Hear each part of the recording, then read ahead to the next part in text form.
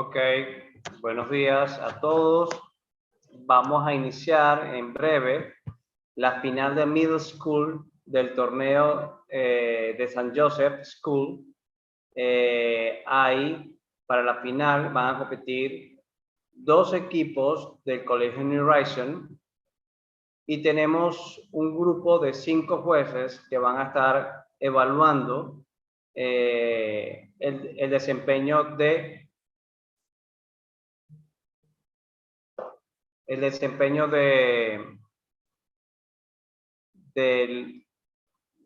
debate. Yo me voy a mutear, ¿ok? Y entonces paso la batuta a los jueces. Okay.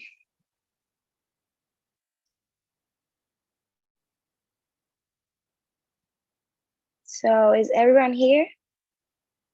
I can see Sofía, Daniela, Joanne. Okay.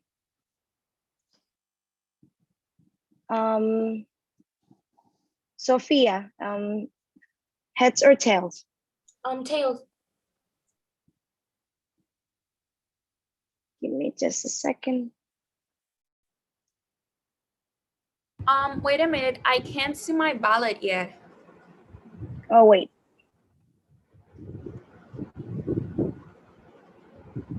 Do you see yours? No, actually, let me call Luis. Wait. Okay.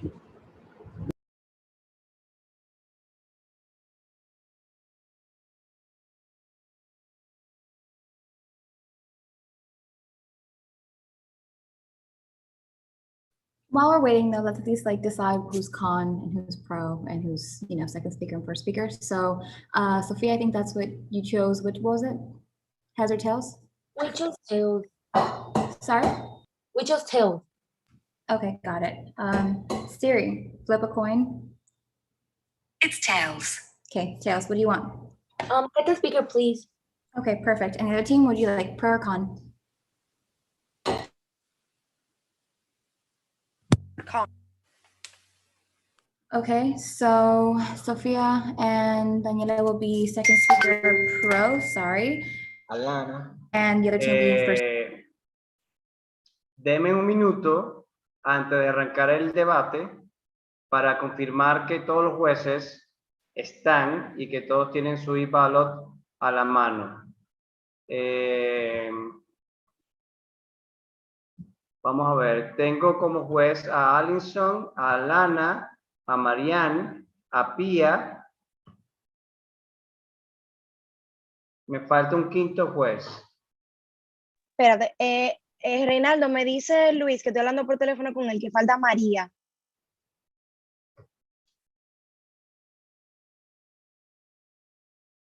¿Dónde está el torneo? Aquí. Entonces,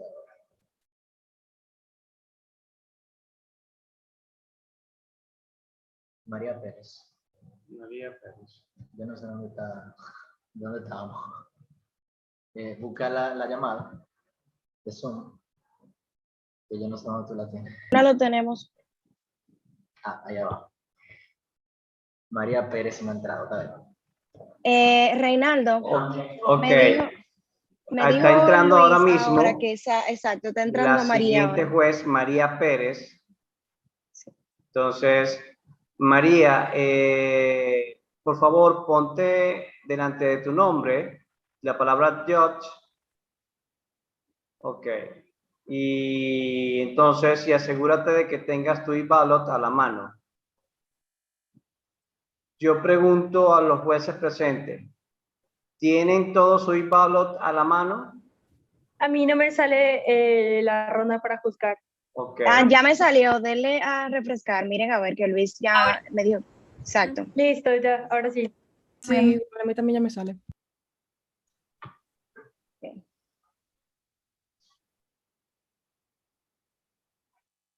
¿Hacemos de nuevo el coin flip o cuáles son los?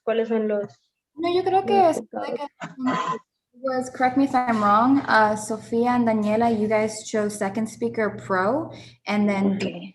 Maria was con first speaker. Yeah? Okay, Dwayne and who else? Dwayne and Maria Maria. are con first speakers, and then pro second speakers are Sophia and Daniela. Okay.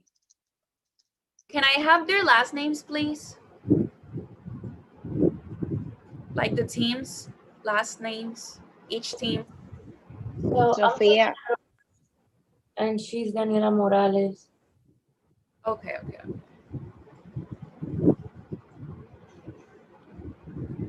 Perfect. Got it. Thank you. Okay, so whenever you're ready, Dwayne or Maria. All right. So is everyone ready? And my time should begin. Yeah. Okay. My time should begin now. Con, we firmly negate the resolution. The resolve benefits of the International Monetary Fund outweigh the harms. Framework. The team that wins this round is a team that presents the greater outcome for economies and developing countries. Contention 1, the economy. Subpoint A, the IMF will make countries go into a deeper crisis. Joseph Stiglitz, chief economist at the World Bank between 1997 and 2000, had serious doubts about the viability of the new doctrine. Although noting at the time that this policy was appropriate for some Latin American countries, it did not make sense to apply it blindly to other countries. Stiglitz said, the IMF was funded by money from taxpayers, which clearly identifies the problem of governance as one of the prime problems with the IMF for taxation without representation. In 1995, Mexico was hailed as a shining example of the IMF's new policy, as the country had repaid a bailout package of $52 billion, but it would only take a few years until its failures became obvious. Mexico's citizens suffered a sharp decline in real per capita income, which in 1998 had fallen to a level last seen in 1974. From the end of 1994 to the end of 1996, Mexico added $560 billion to its total external debt because the government bailed out mainly commercial banks estimated at around $545 billion by buying all their bad loans. Quote unquote, IMF suicides became common among workers who had lost their jobs and dignity. In 2001, Argentina was forced into a similar policy of fiscal restraint. This led to a decline in investment in public services, which damaged the economy. In South Korea, thousands of small and medium companies have gone bankrupt as a result of high interest rates. Subpoint B. Countries unable to adapt will be harmed by the IMF. Out of the 98 different countries that the IMF aided, only 76 of them actually had their industries deteriorated and the quality of life of their people decreased. This not only happened through the reality of austerity, but due to the major capitalist influence in the IMF that they tried to transmit to other nations that are unable to adapt to it. As an example, the IMF, in an attempt to revive the economy of Tanzania during the late 80s, ended up causing multiple side effects within its industries by the year 2000, including charges in the once free healthcare, resulting in now becoming paid healthcare, which resulted in increased disease rates such as AIDS with an 8% increase, as well as in the area of education, leading to lower rates of school enrollment from 80% to 66%, and the literacy rates went down below 50%. Another example is Ecuador, which has signed an agreement to borrow $4.2 billion from the IMF over 3 years, provided that the government would adhere to a certain economic program spelled out in the argument. The program calls for an enormous tightening of the country's national budget, about 6% of the GDP, over the next 3 years. That, as a result, will force Ecuador to fire tens of thousands of public sector employees, raising taxes that will fall disproportionately on the poor population, and making cuts to to public investments. With these examples, we can see the damages of joining the IMF, as they usually only lead to disaster. This is why we urge for a con ballot. Thank you.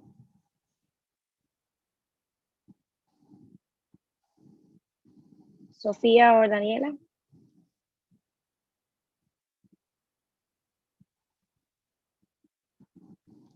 Is everyone ready? Okay, then my time.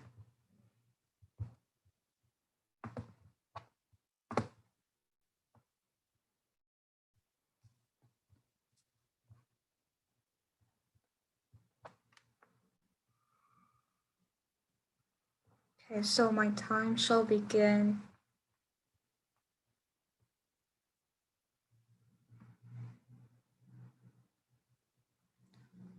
Now, we strongly affirm the resolution. Resolve. The benefits of the International Monetary Fund outweigh the harms. Judge. The team who should win this debate is the one that can provide socioeconomic and environmental impacts. Amidst the current situation of the pandemic, people are a priority. And these people need a strong economy to rely on. And it's better if this economy gets back on track without polluting the place where these people live. Contention 1, socioeconomic subpoint A. The IMF continuously helps developing countries. Since May 1, 2019, the fund has approved about 165 billion in loans and has established a 1 trillion lending capacity. 100 out of the 190 member countries in the IMF have reached out to the fund for assistance. 25 of the poorest members have received the first round of grants to cover their debt from April to November. To make sure that the measures countries are taking are effective, the IMF has also created tools that serve as a guide for policymakers. For example, the IMF created a policy tracker, a summary of the key economic responses governments have taken to manage the human and economic impact of COVID-19. In addition, the fund is also making sure countries are being educated on what decisions they should take to preserve the security of the citizens. Immediate and real-time policy advice and capacity development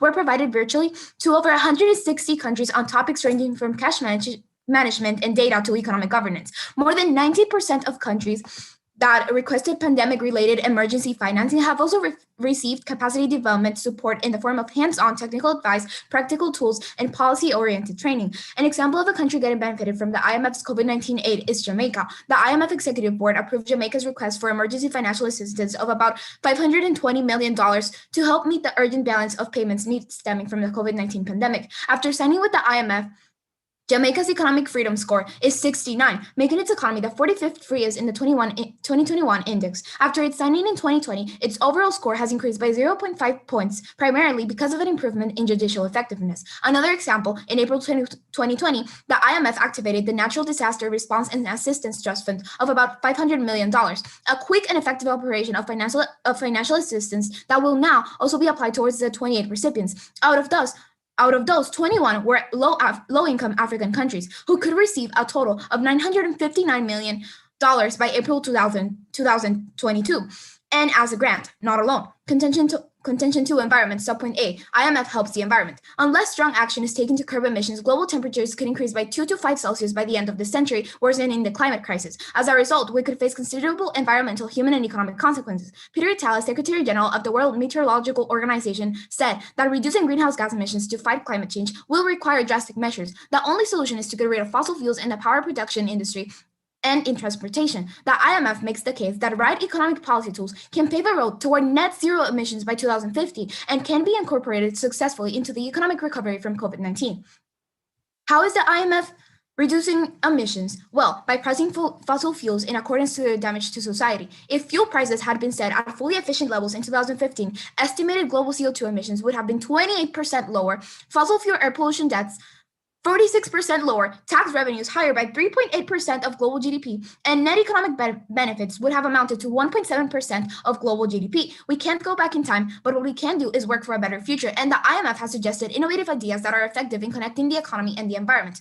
In addition to a carbon price starting at a modest 6 to 10 per ton, the package includes 80% subsidized for renewable energy production, a swathe of green public investments, compensation for households, and a supportive fiscal approach. Protecting and improving the environment could add 0.7% to global economic growth in the next 15 years and create 12 million jobs by 2027 if governments were willing to take such actions. Moreover, every $1 invested in adaptation brings $4 to $7 in damage prevented. The IMF is going to apply these carbon taxes and green subsidies to reach net zero emissions by 2050. So to help the environment, to help the people, and to help the economy, we urge you for a strong pro ballot. Thank you. So whenever everyone's ready for cross, you guys go.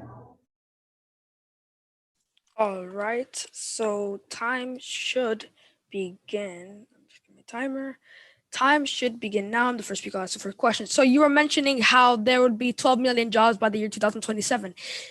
In what field will these workers be, and are they like long term or like short term? Okay, so these workers come from the production of green energy. Because the IMF is substituting brown industries with green industry, they are creating more jobs because basically they're applying carbon taxes that will reduce its emissions. And because the demand in carbon emissions will decrease, then the demand in green emissions will increase. And this green technology will need more workers. So these people will work in this field. And as we said, these jobs will be there by 2027. And the global economic growth would increase by 0.7%. Now, you have a going to question? your, you talked about the workers that lost jobs and dignity. How many workers was this? It was around 55,000 workers in Ecuador, I believe, caused by the tightening of the GDP by around 6% in Ecuador after the IMF loan. Does that answer your question? Yeah, you can ask a question now. All right, so going on to I'm pretty sure it was your second subpoint, you were mentioning how the IMF invested into a $500 million natural disaster aid. Is there any example of a country that the natural disaster aid has helped? Okay, yeah. So actually, the National Disaster Aid is helping 21 low-income African countries, and for example, like Tunisia. And the thing about this is that the help doesn't come in loans, it comes as grants. So this means that these countries don't have to pay the money back. It's just the IMF giving money to countries so they can restore the economy after the pandemic. So they don't have to pay the money back. And so it's not causing any debt or any problems because it's just aid. Now, going to your subpoint, can I ask a question now? Yeah, you can ask a question. You talked about medium and small companies in South Korea that have gone bankrupt. Do you have a percentage of how many companies? No, not really. We do not have a percentage, but we do know that this is happening indeed. Does that answer your question? Not really, but you can ask now. Okay, so can you mention one of the IMF's innovative ideas and how this would help other economies? Do you mean the environment? Yes, in your environmental argument. Okay, so basically what the IMF is doing is that they are reducing fossil fuel subsidies. So right now, government spent around 5.7 trillion in fossil fuel subsidies, which are the subsidies that are basically supporting the fossil fuel industry. So by reducing the subsidies and increasing green subsidies, they're reducing carbon emissions and they are increasing green technology, which will help the environment to reach net zero emissions by 2000. All right, And that's time. Thank you. Would the con team like to use prep time? Can I have 1 minute of prep time? Yeah, sure. I'll give you a heads up on 30 seconds and then I'll tell you after your minute, okay? Your time begins now.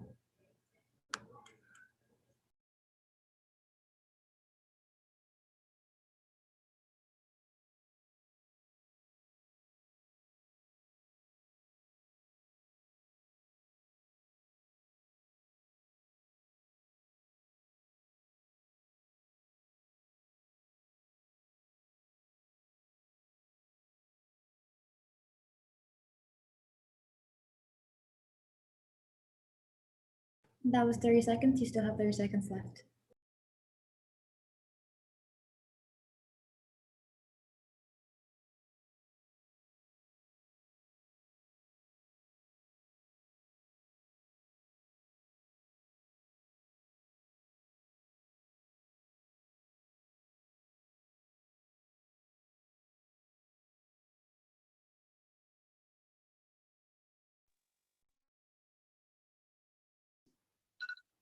Okay, that's your time. Okay, so is everyone ready? Yes.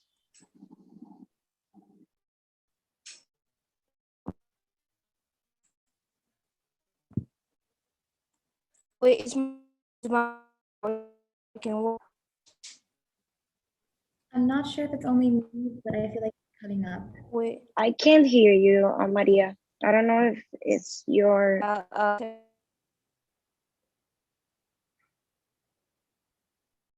Wait, give me a second. I'm gonna change internet. Okay. Okay.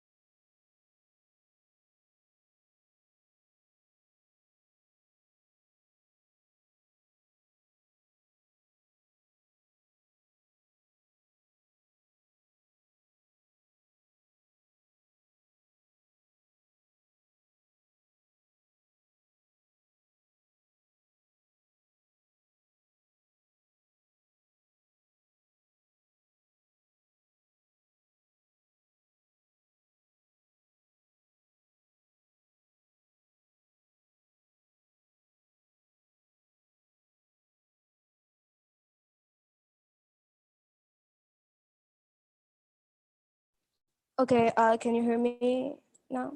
Yes. Yeah. A lot better now. Okay, so is everyone ready? Yes. Before I start, I'd like to do a quick roadmap. First of all, I will compare both frameworks. Then I will review my opponent's both of my opponent's contentions. And if I have any time left, I will restate our impacts. Is that okay? Okay, so my time should begin now. Judges, my opponent's framework centers on the socioeconomic impacts and the environmental impacts. Now we both agree on the socioeconomic impacts, as on our framework we state the economic impacts and impacts regarding developing countries, which is more on the both economic and social area. We don't agree on the environmental area, which is because although environment is a big issue in daily life, it's not something that the IMF is very centered on. So for that reason is that we think that our framework should be the one to be used for the round. My opponent's first contention, first argument, talks about developing countries and how basically the IMF has been helping these developing countries manage the COVID-19 pandemic. Now, we refute this by saying that before the IMF has failed to control pandemics. In a study of 16 Western African countries from 1995 to 2014, Stubbs et al. In 2017 found that IMF programs curtailed the fiscal space for health spending in those per capita by 0.24%. In a broader study of IMF programs in 137 developing countries between 1980 and 2014, Foster et al. In 2019 found that IMF programs lowered health system access and increased neonatal mortality. In another paper by Foster in 2019 and others using the same sample, they found that IMF programs during that period also accentuated inequality. For that reason is that we believe that that the IMF will not be helping in the healthcare sector. And not only this, but the fact that our Tanzania example states clearly that healthcare the healthcare area has been harmed by IMF policies, because healthcare that used to be free before is now has to be paid for, which actually caused an AIDS positivity rate increase of 8%. My opposite team's second argument talked about environment, and they talked about how the IMF basically will help on reducing fossil fuels and reducing greenhouse emissions. We refute this by saying that two things. No, first of all, the IMF has been in use since 1944, which has given it around more than 50 years to fix an increase in CO2 emissions. If this 50 years were not enough, or weren't a place where CO2 emissions were increasing, we say that since 1970, CO2 emissions have increased by about 90%, with emissions from fossil fuels, combustion, and industrial processes contributing about 78% of total greenhouse gas emissions increased from 1970 to 2011. That's why we believe that the IMF has not helped and will not continue to help. Not only this, but stabilization and adjustment have become virtually synonymous at the IMF. Any typical IMF stabilization adjustment program, including budget cuts, tax increase, and trade and investment liberalization, has environmental costs and benefits. The IMF economic program often results in unnecessary environmental degradation because they fail to consider environmental costs and benefits. The IMF fails to recognize the inseparability of economic stability and environmental well-being. For this reason, is that you should vote con. Thank you. Thank you. Thank you. Can I get a minute of prep, please? Yeah, of course. Thank you. 30-second. Starts now.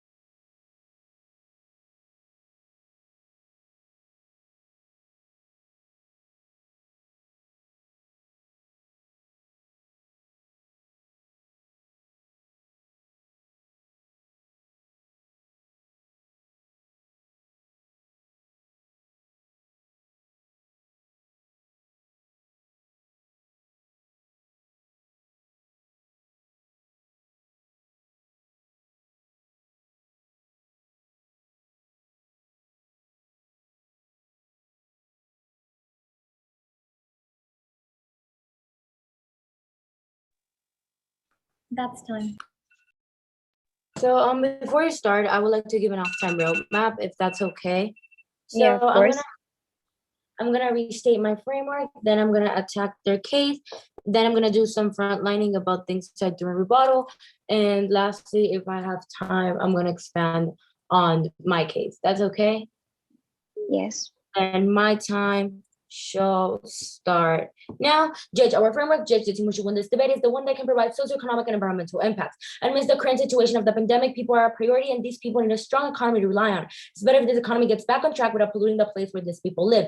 Now, my opposing team starts talking about how the World Bank chief was not really sure of 2000's IMF doctrine, but let's take in consideration that in 2001, the IMF had a policy reform, which basically has improved the problems that they saw or the committee saw, so which that's basically it. Now they continue talking to you about how Mexico in 1995 had a huge recession by the IMF, but Judge, take in consideration that one of the biggest reasons of the Mexico recession in 1995 was the Mexican drug war. This has nothing to do with the IMF nor what the IMF does. This happened because of criminal cartels fighting between each other and government spending lasting on trying to solve this problem.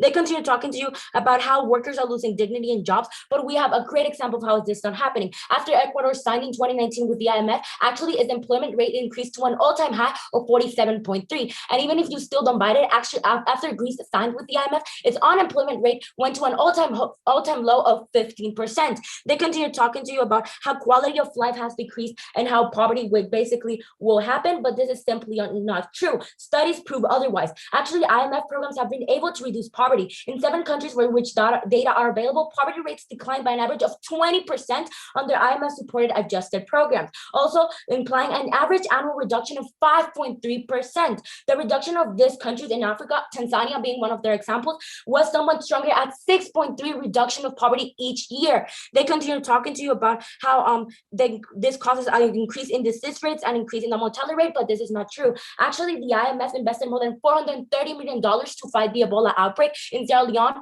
Guinea, Liberia, and Nigeria, in which they reduced the mortality rate by 10% in just a year. They continue talking to you about how Ecuador is not getting benefited and how cuts on public investment are happening, but not once did they tell you by how much are we reducing public investment, and Ecuador is actually benefiting. Not only did they increase their employment rate by 47.3%, but they got to reduce their carbon emissions by, after signing with the IMF, by 2%. They continue talking in rebuttal, they continue talking about how basically the IMF does not center in the environmental issues and how this has not happened. But once again, Ecuador is a great example. Ecuador reduced its CO2 emissions after signing with the IMF by a 2.5%. They continue talking to you about how basically Tanzania has had a healthcare outbreak, but this is simply not true. As we stated before, the IMF invested more than $430 million in the Ebola outbreak in Tanzania. Even so, they reduced the mortality rate by a 10% in just a year. They continue talking to you about how basically South Korea lost companies and how basically this one's in bankruptcy. But when we asked in Crossfire about how many companies or if this was directly linked to the IMF, they could not give us a number. So we cannot ensure that this was directly linked to the IMF or there was a causation by the IMF. They continue talking about how basically the IMF does not help developing countries, but this is simply untrue. Actually, in 2002, after Brazil joined the IMF, they could actually pay their debt 2 years earlier and basically turn around their economy relatively quickly. Now, Judge, they continue talking to you about austerity, but we have two responses for this. Cutting budget deficits give investors great confidence about the long-term performance of the economy of the country. Lower debt levels will encourage the private sector to invest. In 2012, the EU Commission produced a report saying that austerity measures are working to reduce budget deficits. As well, Manuel Barroso, economist, says that the Commission said that I can see the economy beginning to work. The EU points falling deficits in countries such as Estonia, Finland, Luxembourg, and Sweden, and Hungary has also improved its fiscal position and fiscal deficit. Even so, if you don't buy this, there are examples of countries that pursued austerity and later showed strong economic growth. For example, Canada from 1993 to 1996 cut their fiscal deficit but maintained strong economic growth. And this is why I urge for a pro ballot. Thank you. Okay, are you ready for the cross? Yes. Okay, so your time starts now. So since I'm the first speaker, I get the first question. Yes. Yes. You stated that that basically, can you state basically can you give me a link of decreased fossil fuel emissions directly to IMF loans? As we stated before, because the IMF is taxing the carbon emission products, more people are more likely to buy green emissions because nobody would like to pay more for something that is damaging. So if we're taxing carbon emissions, more people are more likely to buy a cheaper option, which in this case will be the green option. And this is what happened in Ecuador. Ecuador could reduce its carbon emissions because the IMF taxed carbon emission products and people were relying to buy more green products. Ecuador is a small Latin American country. That's not a thing that's going to happen for countries like the United States, for example. I mean, but the United States does not sign with the IMF because the United States is the one that actually lends the money because it's a developed country. But the IMF is one of the biggest, most fossil fuel users. But the thing is that the United States is one of the countries that funded the IMF because once again, this of the countries that won World War II. So how is the United States gonna ask loans to the same organization that they lend money to? Can I ask a question now? Yes, sorry, the internet is lagging again. You said that the 2000 doctrine was basically bad for most developing countries signed under the IMF, right?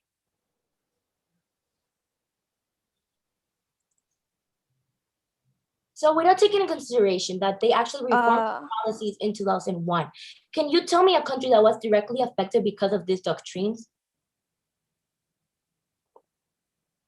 Tanzania, for example, as we said during our constructive, after 2001, the public healthcare is now being charged for, and the education has increased from 80% to 66%, which has caused a 50% illiteracy in the entire country. I mean, but Tanzania cannot really be an example because once again, the IMF invested more than $430 million in the Ebola outbreak in 2016, and they actually. I'm just trying to answer. Because they helped in an area, it means another area must be completely disregarded. I mean, is that what we're saying? Can I finish? Actually, they reduced the mortality rate in diseases by 10% in just a year. That's what I was trying to get. They invested in that healthcare sector and actually got to reduce the mortality rate. Can I ask a question now? Of course. So you said that capitalism influence is a huge deal because of the IMF, right? Can you tell me a country that had a capitalist influence without being capitalist before because of the IMF? That's time.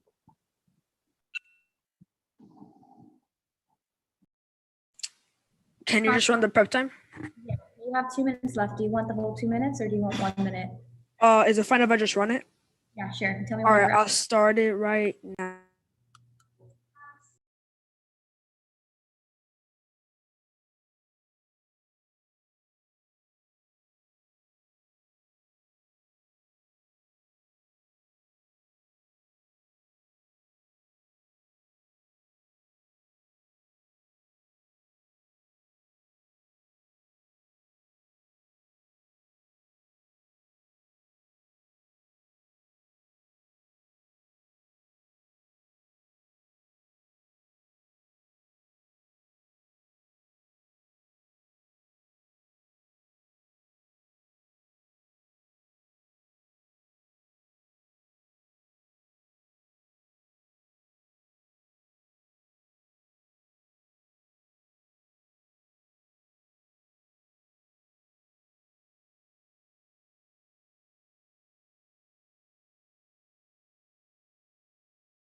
All right, that's time.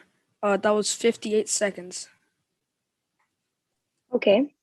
All right, so judges, is it fine if I present an off-time roadmap before I present my summary? All right, so first I'm going to reinstate the frameworks on which one should go into the round. Then I'm going to reinstate our impacts. Then I'm going to go over the refutes on the other opposing team's case. So without further ado, my time begins now. So judge, first, both those sides of the debate talk about socioeconomic issues and socioeconomic topics. So that means that we shall merge the framework into this debate with the foundation of socioeconomic effects. So we start off with our first contention, which talks about economic harms.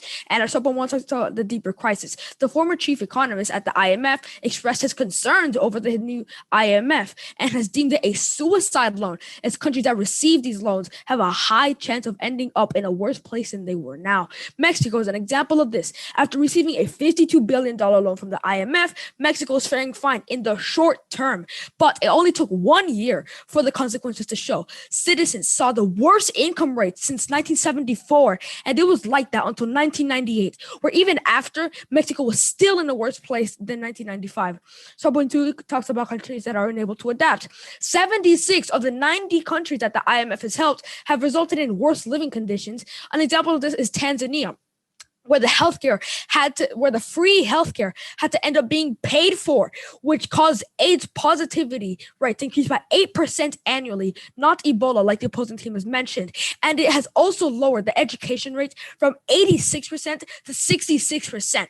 Another example is Ecuador, that borrowed $4.2 billion from the IMF. The loan program called for the tightening of the GDP by 6%, which has caused tens of thousands of public sector workers to be fired. And there's been taxes that have fallen upon the poor population of Ecuador. The opposing team has mentioned how cartels are to blame for this, but this is simply not true, as the IMF allowed for all of this to happen. As if the money would not be there in the first place, it would have never happened. So After the IMF, 9 countries, including Angola, Nigeria, and Malawi, are likely to introduce or increase the collection of value-added taxes, which apply to everyday products like food, clothing, and household supplies, and fall disproportionately on poor people. Unemployment in Nigeria has surged to 27%, the highest in at least a decade. In Ecuador, the healthcare and burial services collapsed in April, yet the government has been advised by the IMF to backtrack on increases in healthcare spending and stop cash transfers from people unable to work.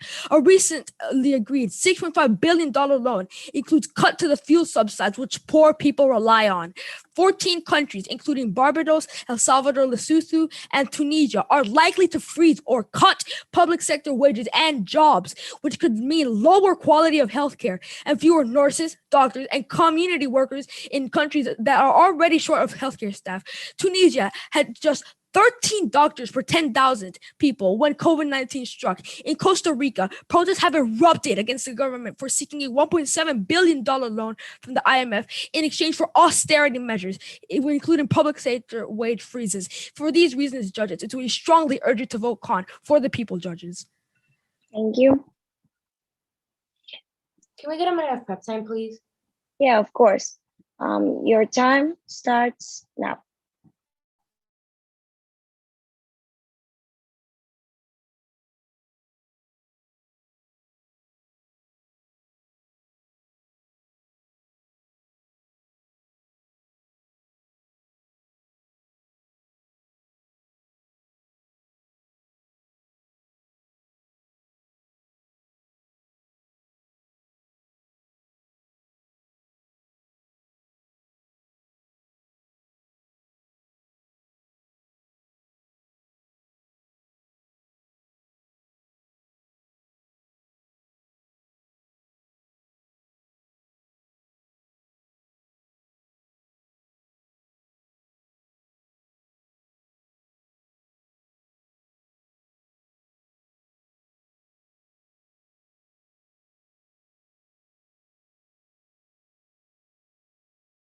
That is 1 minute prep time.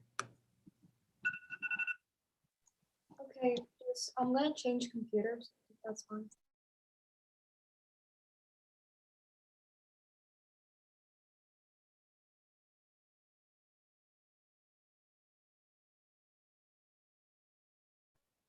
Okay, so is everyone ready? So before I start, I would like to give an off-time roadmap, if that's fine.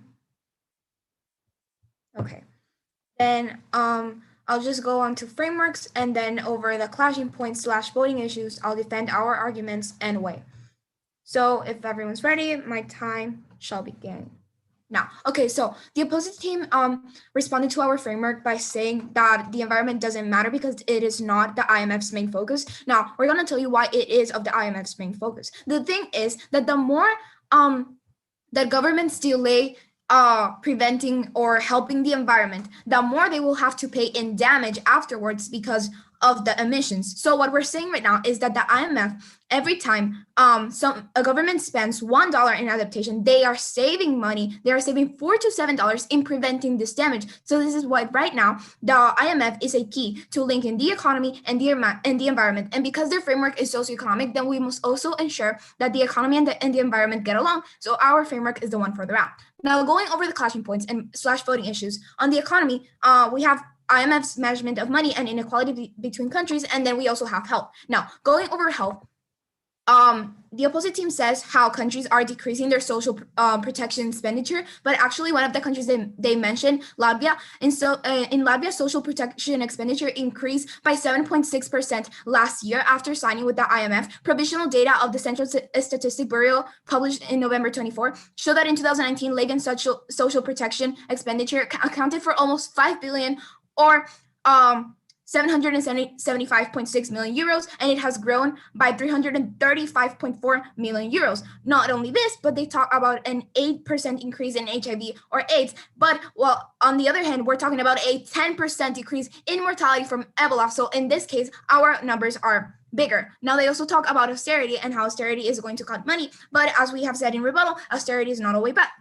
bad. Countries like Estonia, Luxembourg, Hungary, and Sweden have proved that austerity can amount to large economic growth and attraction to foreign investment. Now, going over IMF's management of money and inequality between countries, we have a lot of responses for this. Now, they mentioned Nigeria, but Nigeria's employment rate is still at an all-time high of 93%. So their 27% decrease is very small compared to the amount of people that are employed now. So we totally outweigh them in this aspect. Not only this, but in the Mexico aspect, again, the drug war started in 1995 and it's still going on. So they are given impacts without considering the previous political and social issue that is happening. So these impacts are not uniquely because of the IMF and thus not applicable to the resolution. Now, going over our case, we're telling you that we are helping countries. The IMF has invested 430 million of funding to fight Ebola in Sierra Leone, Guinea, Liberia, and this lending decreased mortality by 10%. We're also giving help to COVID-19 aid, and we're also helping the environment. The environment, we could reach net zero emissions by 2050 and give 12 million jobs by 2027 and increase global economic growth by 0.7%. And this is why we urge you to vote pro. Thank you. Okay, so are you ready? Okay, so your time starts now. All right, so you were mentioning about the $1 trillion lending capacity the IMF now holds. Well, pretty much. Actually, no, that's not my question. Sorry. What exactly is the IMF planning to do to reduce fuel prices in the coming years? Okay, so what they're planning on doing is applying carbon taxes. So right now, governments spend about $5.7 trillion in fuel subsidies. Fuel subsidies are the ones that support the fuel industry and that are causing these emissions. The IMF plans to save this money by decreasing the amount of subsidies that goes to the fuel industry and instead placing them in the green industry, which will in turn decrease the demand in carbon in brown industries and increase the demand in green industries and reach net zero emissions by 2050. Can I ask a question? You said the quality of life specifically decreases because of the IMF, right? Yeah, due to... Can you give me a percentage by how much quality of life has decreased? We don't have that exact number, but as we can tell by the Tanzanian... We can tell by the Tanzanian pretty much the free healthcare to the paid transition healthcare, we can see that the quality of life isn't only decreasing, but AIDS positivity rates, not Ebola, AIDS positivity rates is increasing by 8% annually because of the IMF. And people that and children are losing their literacy as they cannot take education anymore. Education rates in Tanzania have reduced from 86% to 66%. Excuse me, we decreased the mortality rate under the IMF by 10%, meaning people are less likely to die now. So that's how quality of life increases, because we're actually decreasing the mortality rate. So and as we all know, 10% is bigger than this 8% you're talking about. But it's not an 8% increase in mortality rate. It's an 8% increase in AIDS positivity. Okay, so what is the likelihood of someone catching AIDS or HIV? What type of question is that? You're saying that quality of life wasn't under the IMF, right? We agreed that. You said that people are more likely to catch HIVs or AIDS, right? What is the likelihood of people catching this diseases? Well, you pretty much catch AIDS by any contaminated blood, whether that be like saliva or by blood. But that isn't really the point that we're trying to state here. How is this directly linked to the IMF? Because the IMF cannot control the social Because as I said it again, you asked the question. Because of the IMF, the Tanzanian government adopted policies that made the healthcare that was free before charged. But actually, even if you're not agreeing with the information we have provided so far, actually HIV or AIDS have been declining in Africa since 2018 and 2010. So AADs are decreasing. And because of most of countries that signed with the IMF signed basically after 2010, how is HIV increasing under the IMF? And again, the IMF cannot control with who people have social contact. So how is this specifically because of the IMF? This time. Team, do you need, you have 1 minute left of prep time. Do you want to use it for your final purpose? Yeah, I'd like to use the minute. Okay, so your time starts now.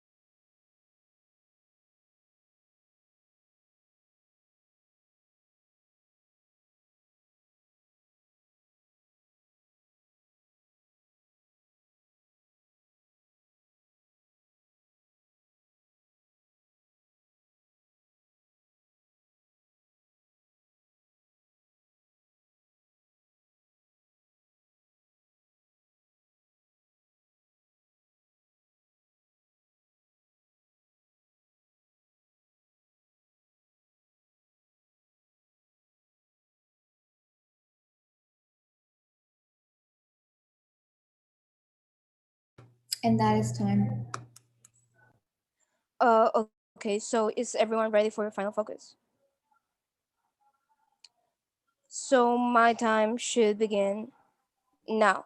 So the content won because of the following reasons. First of all of our arguments are still standing.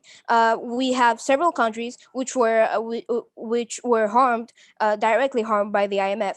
First of all, we have Mexico, which repealed a bailout package of $52 billion and suffered a decline in per capita income. Although we didn't say this in summary, we do state now that the economic policies implemented in Mexico after 1982 were based on recommendations from the World Bank and the IMF. According to Cypher in 1996, the 1994 Mexican financial crisis had its origins in free market policies implemented in Mexico from 1983 to 1994, specifically in liberalization of the banking system, which means that the Mexican financial crisis is directly linked to IMF policies. We also have the Argentina, which suffered a decline in public investment. We have Korea, in which small income companies went bankrupt. We have Tanzania, which where free healthcare is now being charged for, which caused a positivity rate increase of 8%. We also have that education in Tanzania went from 80% to 66%, which caused an illiteracy rate of 50%, which means half of the country is illiterate. We also have Ecuador, which had an enormous tightening of GDP of 6%, and where tens of thousands of jobs in the public sector were lost and public investment was harmed. Because of austerity, bigger taxes will be falling on poor people, and austerity will also cause social welfare programs to be cut, such as education and healthcare, and prices of food, clothing, and other essentials will increase, which will directly harm the poorest people. For these reasons, is that you should vote con. Thank you. Thank you. Can I run my prep time? Yeah, of course.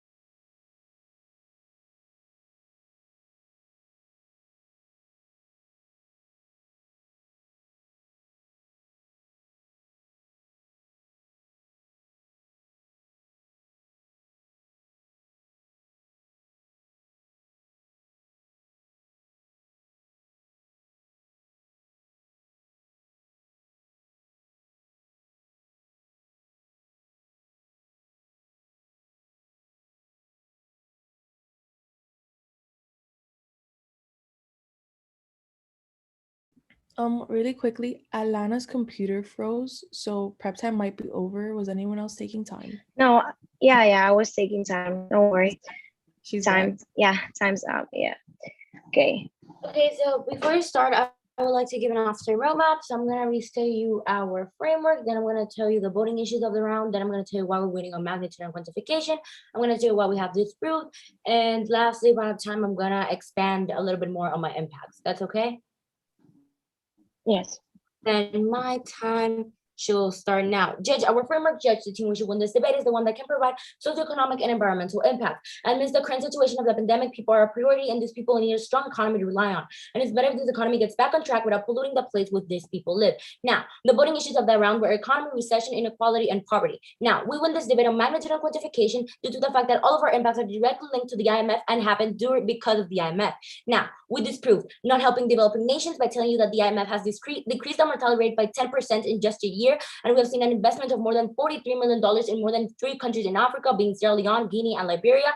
We also disproved the Mexico recession by telling you that the drug war, which started in 1995 and is still continuing to this day, is one of the biggest motives for the recession and has nothing to do with the IMF because started first. We also disproved poverty by telling you that we're decreasing poverty by 20% directly because of the IMF, and not only this, but Nigeria's employment rate continues to be an all-time high of 93%. We also disproved Ecuador by telling you that not only did Ecuador increase their employment rate by 47%, 47.3%, but reduced their carbon emissions by a 2.5 in just a year. Judge, once again, we're going to be bringing more than 12 million jobs by 2027. Not only this, but we're telling you about how the IMF has continually helped developing nations, and a great example will be Brazil. Brazil in 22, as we stated before, basically restored their economy and actually paid their debt 2 years earlier than noticed. Once again, Judge, we're telling you that under the IMF, we're decreasing carbon emissions by more than 2.5% in a year, and we're actually increasing the employment rate by 47.3%. Even so, we're decreasing the unemployment rate, as I stated before, like in Greece, its unemployment rate hit an all-time low of 15% after signing.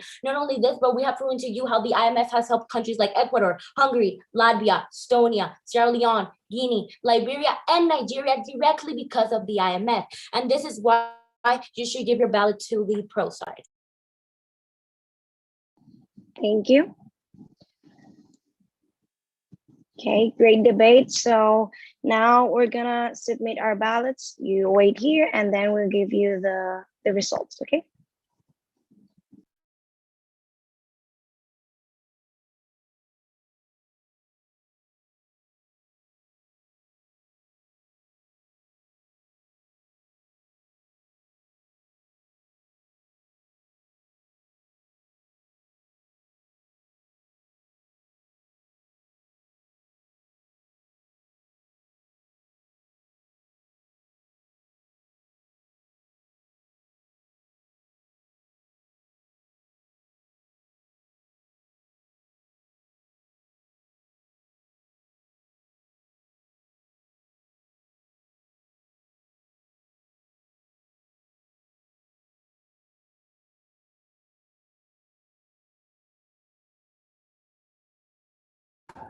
I think someone put the sides wrong because when I was just about to put it, it says that your ballot disagreed with another judges on sides. Did anyone get confused in putting Dwayne and Maria as con and Sophia and Daniela as pro? I haven't submitted mine, so I haven't either, but check out that says that Dwayne and Maria are con and Sophia and Daniela are pro. Check for that, please. So Alana can submit hers. I have mine right, just like that. So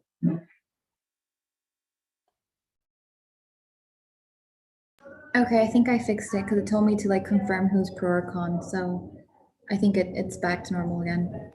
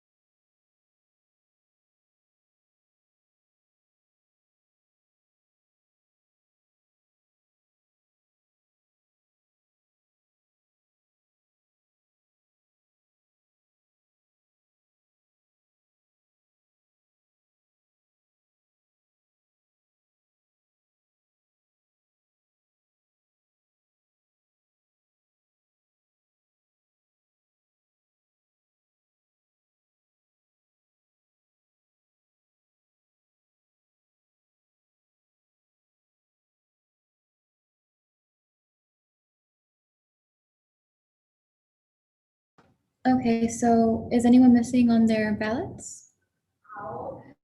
Okay, we're missing Bia, I think.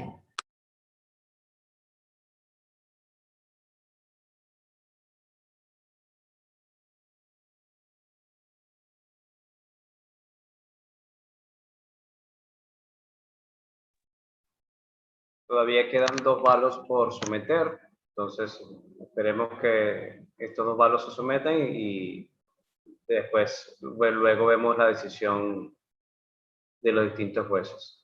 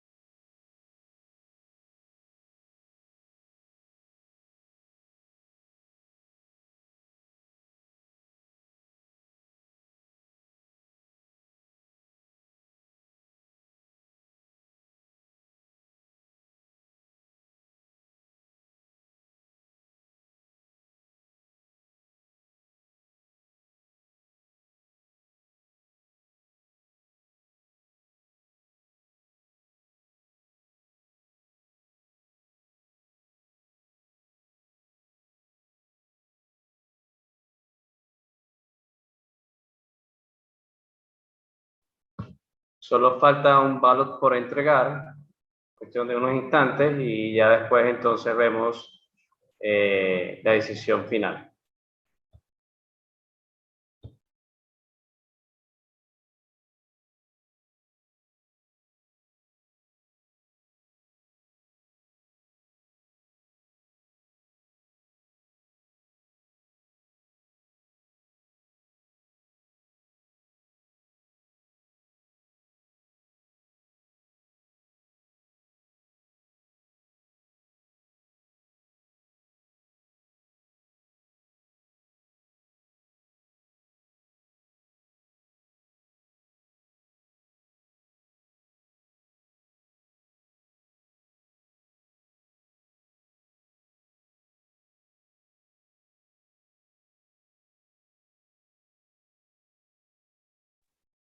Ok, ya están todos los ballots entregados. No sé si alguno de los jueces logra ver los resultados. ¿Alguno de los jueces? Ok, entonces el juez que por favor tiene el resultado a la mano pudiera entonces informar a los equipos quién es el equipo ganador de este debate. Y luego cada juez pudiera dar un breve feedback que crea necesario, ¿ok? De la razón por la cual dio su voto. Ok. Pia, ¿tú puedes ver el resultado? Sí, listo, sí. Bueno, yo informo Dale. entonces. El equipo Sí. ganador ha sido el PRO. 5-0. Ok. Bueno, de todas maneras, felicitaciones a ambos equipos. Sí, por llegar tan lejos. Sí. Y nada, si cada juez quiere darle la razón por la cual dio su decisión, lo puede hacer de manera breve. Listo, pues yo voy a comenzar porque ya estaba hablando.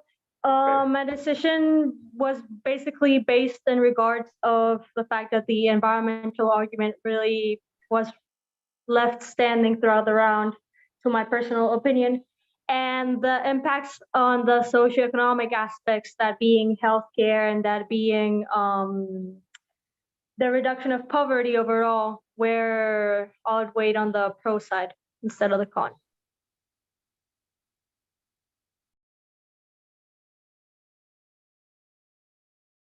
I can go next then? Oh, Okay, yeah. dale, tranquila, dale. So yeah, I think that what made me choose the pro side, it was mostly the argument, the environmental argument. I think that they really provided really based and good evidence to provide to sustain all their arguments. What else? Oh yeah, I think that your rebuttal was as well. I really loved it. And I really like how you used really good reasoning. I would just say to try to work on the time management. That would be all. And without further ado, yeah, go ahead, Alana. Yeah, thank you. So anyone that read my paradigm knows that I'm huge on summary and final focus, and I'm very big on outweighing. I felt like in the summary speech, the best team that did the most outweighing and gave me the most quantification while comparing, their case to the opposing team's case was Pro, especially by giving me jargon, non-uniqueness. We win in magnitude and quantification. We talk about irreversibility. They have a non-unique argument on this. We win on this impact based on this, their impact on this. They did that while I felt that the con did not. So other than that, the con team did not respond to the pros argument, which was why I gave them the socioeconomic one, which was Mexico's drug war. They never conceded or responded to this. Thus, I could not give you the point, because if they say that's the factor of the reason behind it and you guys don't question it, I have to give it to them with their impacts. Besides that, that was my reasons. Not sure if anyone else wants to. Okay. Yeah. So basically, my decision was some of the environmental arguments and also the magnitude and quantification that also Alana said in the final focus, that you said it and you say like, we want cause this, and that, and also the rates that you gave about mortality, poverty, and healthcare and stuff like that helped me through all the debate to see that you maintain through all the debate that argument, and that was it basically. For me, my decision was based off of the voting issues that the pro gave me. Since the con didn't tell me what the voting issues were or what the round collapsed on, I didn't have anything that you guys were winning off to vote off of. They clearly told me in the final focus, the voting issues are the recession argument and poverty.